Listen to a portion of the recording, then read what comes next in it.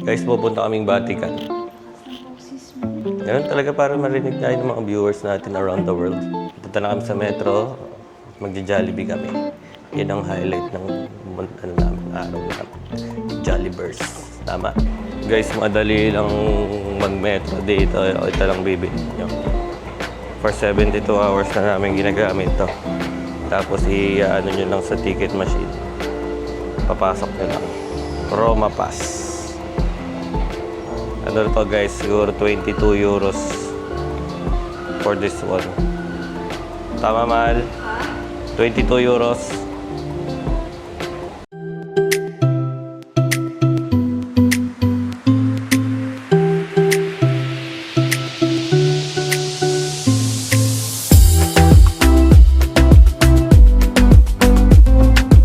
Guys, ang ganda ng Vatican guys. Pagkapasok namin guys, parang ang ganda ng loob namin. Ano muna kami guys, security control. X-ray bago pumasok sa Basilica. Libre lang to, no, mahal? Kailangan mo lang pumila, libre lang naman to, mahal. Mag-visit sa Basilica. Guys, ito na sa loob ng Basilica guys. Ang laki.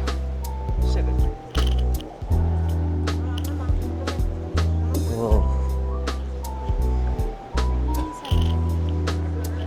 Nag-misa siya dito. Guys, ganito na yung mga kandila sa Vatican guys. Hindi na siya totoong kandila. Magbabayad ka lang dyan guys, 3 euros. Pwede mo na buksan siya sa mga kandila na yan. So ano lang kami dito guys. Nagbabasa lang kami ng mga tomb. Manalangin tayo. Nandito kaya si Father Tagle guys. Makita kaya natin si Father Tagle kaso wala talaga siya dito. Lalabas na kami, mag-explore kami sa ibang side ng Vatican. Titignan namin kung ano pang pwede namin makita.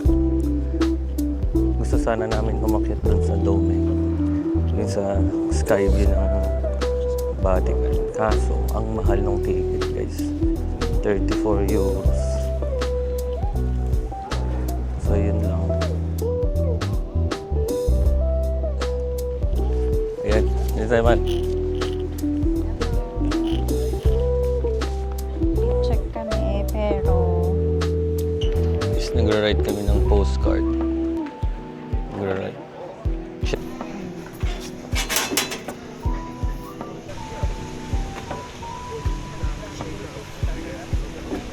Guys, the beauty of Vatican City. Medyo mainit na ngayon guys, nasa ano na ngayon, 23 degrees.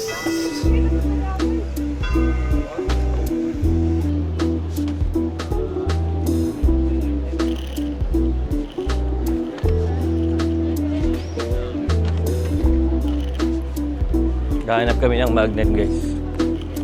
Mamahal ng magnet dito. Diyos ko, 10 euros isa. Ano yun? Ginto? Emmy. Guys, tamang shop lang kami. Sobrang daming pwedeng bilhin dito guys. May mga rosary, magnet.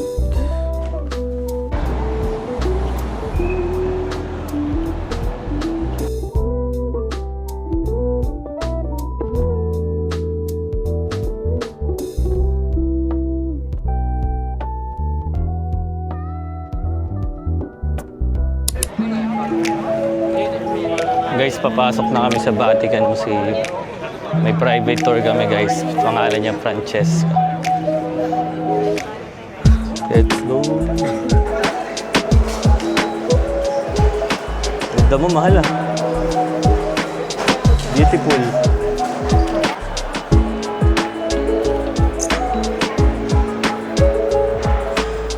Private tour guys.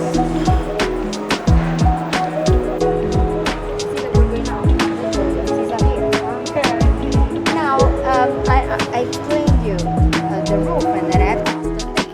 You find dates back to the first century BC, and it was founded in First, a part of the museum that is got a real order, like a modern museum. So studies are divided into first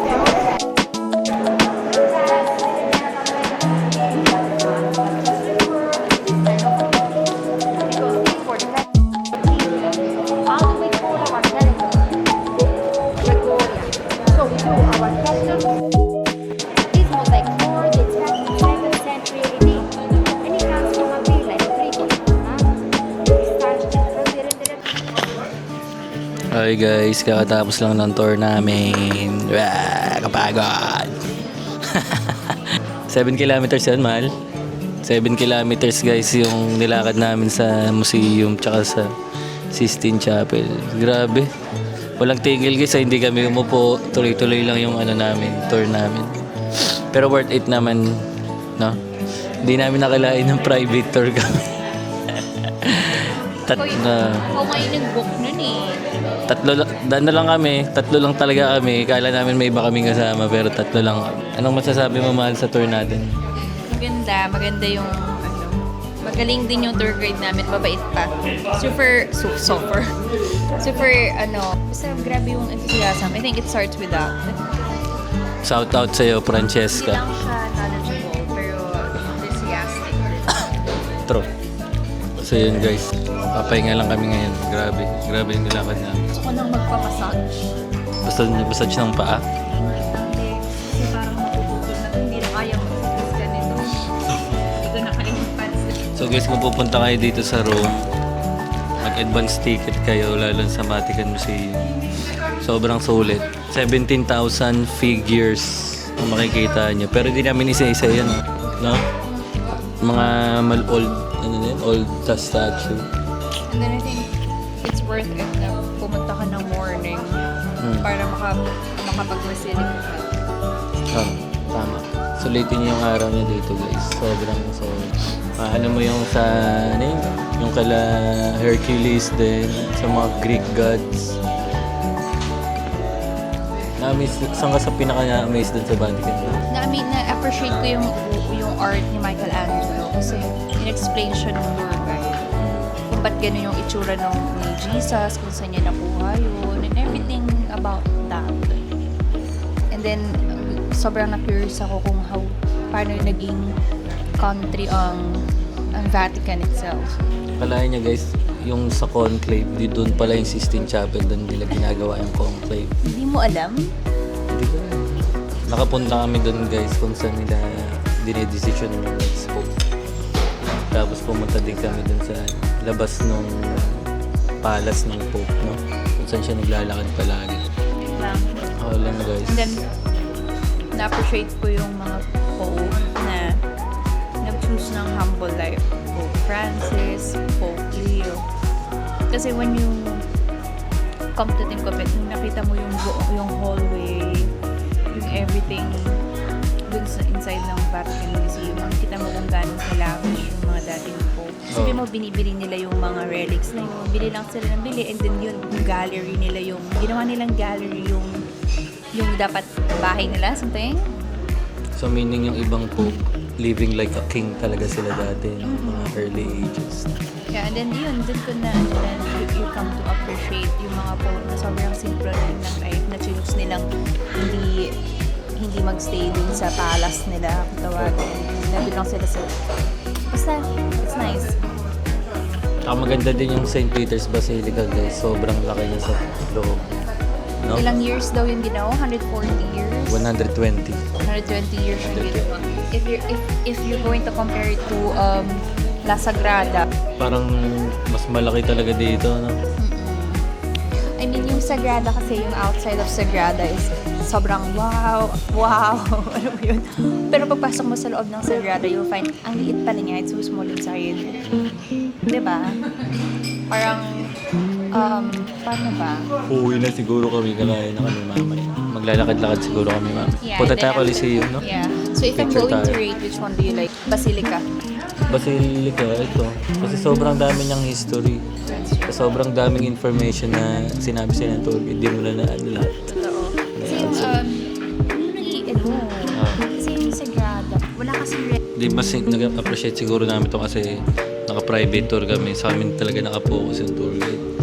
Kung gusto namin ulitin, inuulit niya. And then there's one part ng tour wherein pinakita nila yung parang mga carpets. What do they call that? Tapestry? Tapestry ata yun. And then it reminds me yung bahay ng grandma ko kasi meron siyang ganun sa wall niya. Like na mukhang carpet. And then that's Last Supper siya. And then nung ni-renovate yung house ng grandma ko, ayaw niyang ipatanggal yung parang carpet na yun na may Last Supper. Yun na-appreciate ko. Siguro if papapiliin ako ng grandma ko kung ano yung heirloom ko, yun na lang. Meron ba kayo na sa old house nyo? Alin? Yung parang, you know, the Last Supper, and then parang carpet. Basta lahat, may mga figures dito na sobrang tanda na before Christ pa, no? Okay. Before Christ era. Sobrang easy. Pero sulit guys, sulit ang tour namin yan. Siguro ito ang pinaka gusto kong tour na nagawa namin sa Italy guys, so far.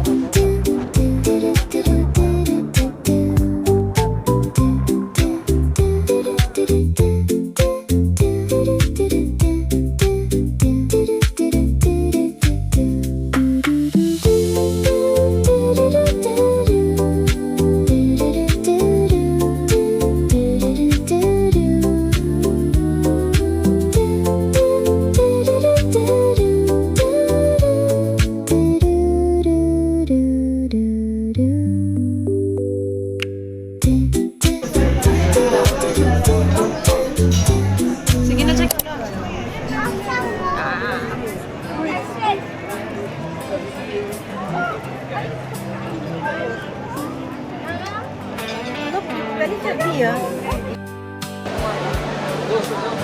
Guys, papunta na kami sa Coliseum ulit. Gusto lang naming makita yung Coliseum ng gabi. Ng night shift siya, no? Pero grabe yung mga tao dito. Oh, dito kami sa Trevi Fountain ngayon. Dinaanan namin for the last time. Sobrang daming tao guys. Kung gusto nyong walang tao sa Trevi, pumunta kayo ng umagang umaga. Ayoko niyan. Grabe na yung sugar natin. Yun nga guys, pumunta kayo ng sobrang aga dito guys. Di naman sobrang aga, di ba? Mga 6:30, gano'n, 6. 5 o'clock. Kasi pag 9 a.m. na, may bayad na yung Trevi. Hindi kami nagbayad. Hindi kami nagbayad. Pero ito Maganda pa yung mga shots namin. Naman. Magaling kasi photographer eh, no? kapal mo. Hi guys! Dito kami sa Coliseum. Bah. Puno ng bintana. This is our last night in Rome. Bukas, pauwi na kami. Ito na kaming London ulit. Diba? Miss mo na yung bahay natin, man.